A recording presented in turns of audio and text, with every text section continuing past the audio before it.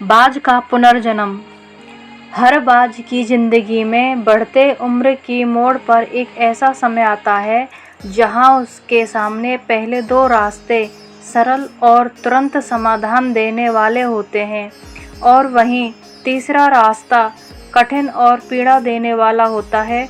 लेकिन बाज पीड़ा चुनता है और यहीं से शुरू होता है बाज का पुनर्जन्म।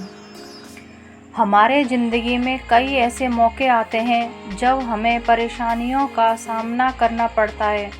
कई लोग तो जीवन में संघर्ष कर आगे निकल जाते हैं और कई अपने हालातों से हार मानकर खुद को ज़िंदगी के हवाले कर देते हैं। ऐसे में हमारी ज़िंदगी और हमारा खुद का कोई वजूद नहीं रहता। दुनिया उसी को सलाम करती है जो अपने कलाम खुद लिखते हैं। सिर्फ इंसान ही नहीं, कुदरत में हर प्राणी के साथ ऐसा होता है। तो आइए जानते हैं बाज के जीवन से जुड़ी आश्चर्यजनक किंतु एक ऐसा सत्य जो हम सबको प्रेरणा देगा। बाज लगभग 70 वर्ष जीता है, परंतु अपने जीवन के 40वें वर्ष में आते आते उसे एक महत्वपूर्ण निर्णय लेना पड़ता है।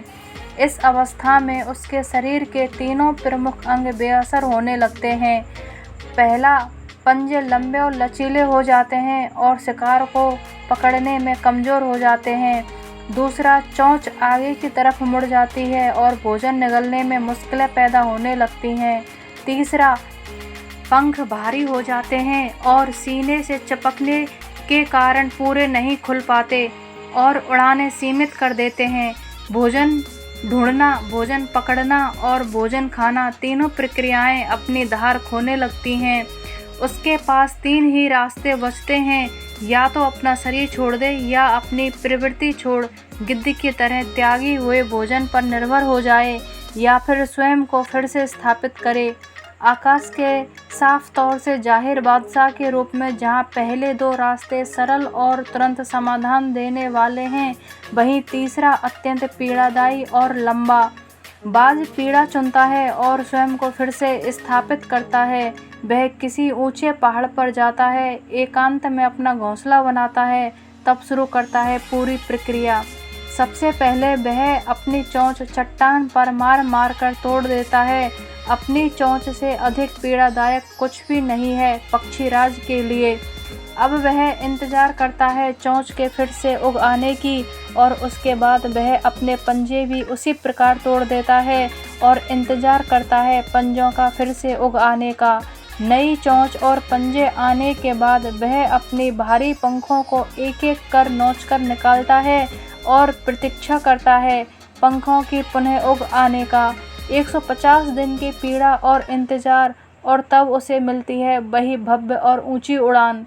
इस पुनर्स्थापना के बाद वह ऊर्जा, सम्मान और गरिमा के साथ 30 साल और जीता है। आपने कई बार ये सुना होगा, भगवान भी उसी की मदद करते हैं जो अपनी मदद खुद करता है। आज आपको इसकी मिसाल मिल गई होगी।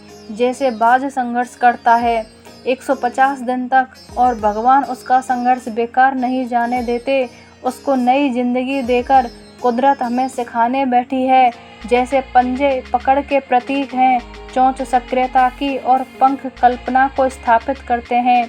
इच्छा हालातों पर काबू रखने की, सक्रियता स्वयं के अस्तित्व की गरिमा बनाए रखने की, कल्पना जीवन में कुछ नएपन बनाए रखने की। हम में भी 40 तक आते आते इच्छा, सक्रियता और कल्पना तीनों के तीनों निर्बल पड़ने लगते हैं। हमारा व्यक्तित्व ही ढीला पड़ने लगता है। आधे जीवन में ही जीवन खत्म होने जैसा लगता है। उत्साह, आकांक्षा, ऊर्जा नीचे की ओर जाने लगती हैं। हमारे पास भी कई विकल्प होते हैं, कुछ सरल और कुछ पीड़ादायक। हमें भी अपने जीवन के मजबूरी भरे अति लचीलेपन को त्याग कर काबू दिखाना होगा। बाज की पंजों की तरह हमें भी आलस्य पैदा करने वाली वक्र मानसिकता को त्याग कर ऊर्जा से भरी सक्रियता दिखानी होगी।